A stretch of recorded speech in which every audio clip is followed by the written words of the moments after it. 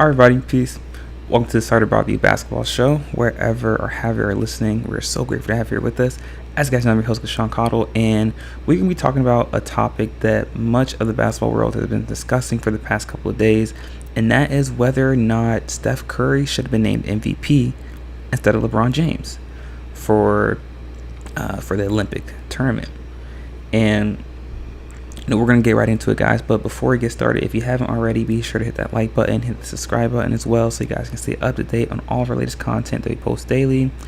And if you'd like to gain exclusive content, be sure to follow us on Patreon. You can do so by going to patreon.com, clicking on the search bar, and typing in Sorry to Bother You Show. That way you gain access to all of our exclusive content. And if you'd like to support our network and our company, you can do so by following the link in the ticker below, streamelements.com/sorrytobotheryoushow/tip. None of this is possible without you guys as fans. We're so grateful and honored for all the love and support that you show us, and it's a blessing to have this platform and talk about the wonderful game of basketball. So let's go get right into it, guys. The dynamic between LeBron James and Steph Curry is one that has percolated since 2015 when they first met in the NBA Finals. And not to go a bit three-dimensional, but there's something called twin programming, and a lot of major high-level athletes have a sort of twin programming concept where they're always connected with each other. A good example is Magic Johnson and Larry Bird, or Tom Brady and Peyton Manning, or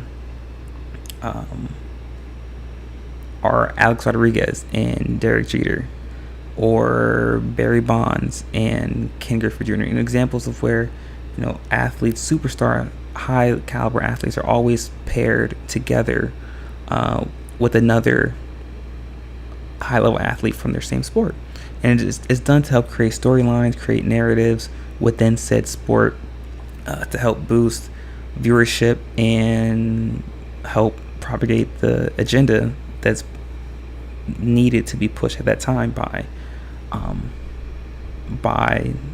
the sport.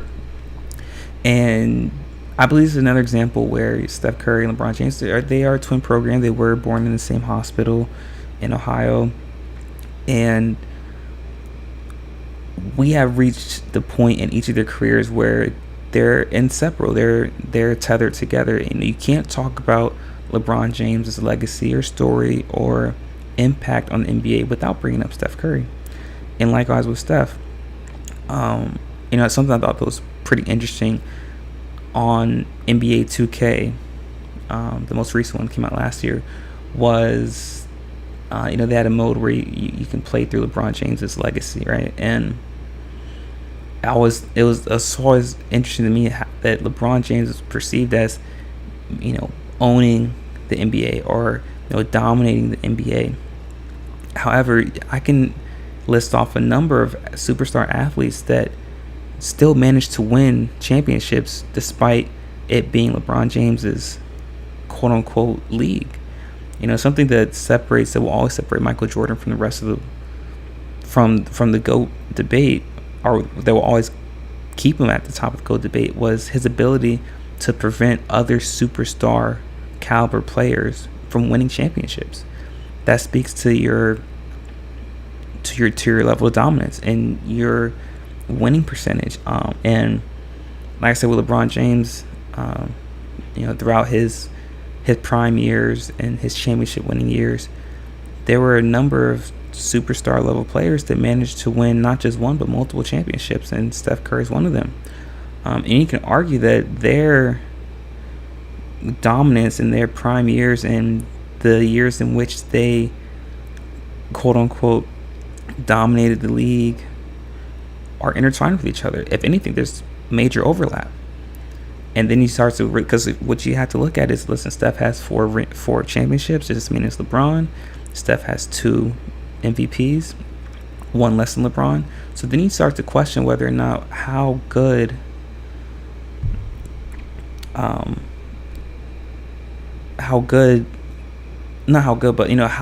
dominant LeBron James was during his tenure. And there's no question that LeBron is a top 5 player of all time. And now the question does have to become whether or not Steph Curry is he closer to being a top 10 player, or is he closer to being a top 5 player? And I believe that's a discussion that's going to be had once it's all said and done. And I will say this. Steph Curry is closer to LeBron James on the all-time list than LeBron James is to Michael Jordan. I know a lot of people are going to like that, but it is what it is. If we're just being checked and we're looking at impact and we're looking at winning percentage and we're looking at achievements, and your ability to max out on all your capabilities, there's no question that Steph Curry's right there. So Steph Curry's closer to LeBron James than LeBron James is to Michael Jordan on that all-time list, or in terms of the gap between the players. And when it comes to this most recent Olympics and the question of who should have been MVP, let's look at the stats. Let's look at the stat line. Efficiency, LeBron James had 23.5 efficiency rating per game. That was first on the team. Steph Curry led the team in points with 14.8, followed by LeBron James at 14.2 and Kevin Durant with 13.8. Rebounds, LeBron James led the team with rebounds with 6.8 per game, followed by Anthony Davis and Jason Tatum. And LeBron James also led the team in assists with 8.5 assists in the game, followed by Drew Holiday, who had 3.6. So what we have to remember in looking at each player's impact and looking at how they impacted the game, the offense was clearly orchestrated and ran by, they were running the LeBron James system. And if you've been with us for a while, that's something we talk about quite a bit, where most teams that LeBron James are on run a system which they allow LeBron James to be the point forward and to just play make and to make plays by getting downhill and just being surrounded by shooters. This does tend to minimize the impact that other players can have on the same team as LeBron James, and they're often not able to play to their full potential, and often it begins to stifle the team. But that what happens is a lot of talented players fall into that system, i.e. LeBron James and Oscar Robertson and James Harden, and even Luka Doncic is the most recent example. And what LeBron James was able to do, he was able to sort of get out of that mode when he was in Miami. And that's when we had the best version of LeBron James, when he wasn't playing that system. But Team USA ran the LeBron James system where he's allowed to, make plays and get downhill and kick out the shooters. So you start to see more of the impact because the usage rate is higher. LeBron James probably had the highest usage rate on Team USA, and it's understandable why he's going to have higher assist numbers and higher point numbers as well. What it is with Steph is Steph had major impact in key moments of the game, in games. So for example, against Serbia, we saw they hit 8 3-pointers, and he came up clutch late in the game. And Steph's shooting ability and his ability to stretch the floor is what allows other players to be successful, and obviously it creates opens up the lane, creates driving lanes for other players. It creates a lot of slip actions on pin downs and down screens, and that's how Steph's impact can be seen. He came up big against Serbia. Obviously, he came up big in the championship game, or the gold medal game against France, hitting 4 straight 3-pointers.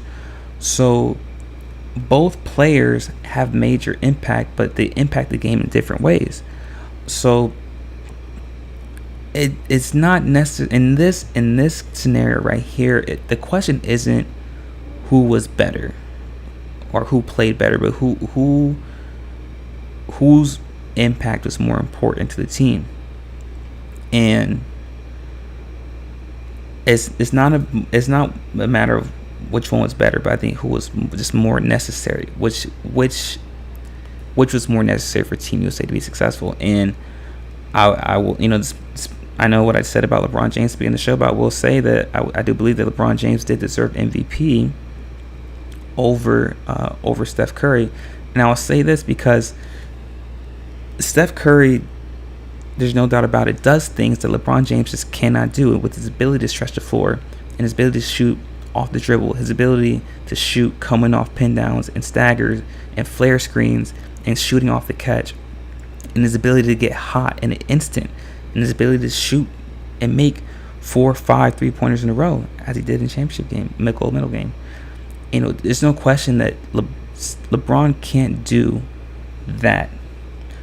And there's also no question that Steph can't have the same control and dominance on the game in the way that LeBron James does, in terms of physicality, his ability to play make and get guys in open spots, and his ability to get the rebound and run the break himself. So each player is unique in their own way, but I do believe for Team USA in this iteration, for their success, it was necessary for LeBron James to play in the way he did, and LeBron James was deserving of MVP over Steph Curry in this iteration. But to say that doesn't take away from the impact and, quite frankly, the necessary impact for both of these players. What this does, though, is solidifies the debate between Steph Curry and Kevin Durant. No doubt about it, Kevin Durant's a great player, all-time great player, top 15. You could argue top 12 perhaps, but there's no question that Steph Curry is an all-time better player than Kevin Durant. And that's what this Olympics did. What this Olympics also showed is, like I said earlier, that Steph Curry is closer to LeBron James than LeBron James is to Michael Jordan. And that's as things are currently stated. I do believe winning adds a lot to your resume. So if either of these guys are able to win another championship, then we'll have to circle back on this conversation. But as of right now, I do believe that Steph Curry is closer to LeBron James than LeBron James is to Michael Jordan. And I do believe that LeBron James was deserving of this MVP. To factor in age as well, obviously LeBron James doing this at 38, but we have to remember that Steph is 35, so they're not far off in age. And for both of these players to be doing what they're doing at this caliber, at this intensity, with this consistency, at the highest level, is to be praised. And the same with Kevin Durant, because Kevin Durant's up there as well. I believe Kevin Durant is 36. If I'm wrong about that, one of you guys can correct me. But all three of these players are having tremendous impact. And when we reflect on this moment, on this stage of the NBA 20 years from now, that's what's gonna put a lot of these players in conversation as all-time greats compared to players from previous generations. It's their ability to do this for a prolonged and extended period of time. But it's just so difficult to compare eras, because you have to factor in nutrition, you have to factor in knowledge of the body and training and scheduling and physicality of the eras. All that plays a factor. But I will always say this: transcendent and superstar level players can be successful in any era. What happens is we have to be more intentional and be more selective of what we consider a superstar. At any point in the NBA, there's only 4 or 5, maybe 6 at the most, superstars in the NBA at one time. And the criteria for me for being a superstar is you have to have won MVP award, you have to have led your team deep into the playoffs, and also have a championship. When I say deep playoff run, I say that means conference finals or further, and you have to be an All NBA player, have to make an All NBA team. And for me, that's what defines being a superstar level player. And so for me, that means that LeBron James, Steph Curry, Kevin Durant, Giannis, Jokic, Kawhi, and maybe Luka Doncic, perhaps, but he doesn't have MVP, and but he does have a deep playoff run. So I'm willing to be to make an exception for that. So for me, there's maybe seven at the most, six perhaps, superstar level players in the NBA right now. But we throw that word superstar around too carelessly, and we need to be more intentional about how we label these players, because then it allows us to analyze them. It allows us to accurately criticize them, or accurately look at them, because if we're looking at them with the wrong lens, we're going to get an inaccurate depiction of how these players play and who they really are.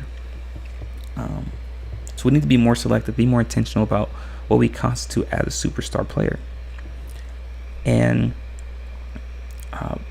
this moment, this experience was positive, had a positive impact for both LeBron James and Steph Curry's legacy.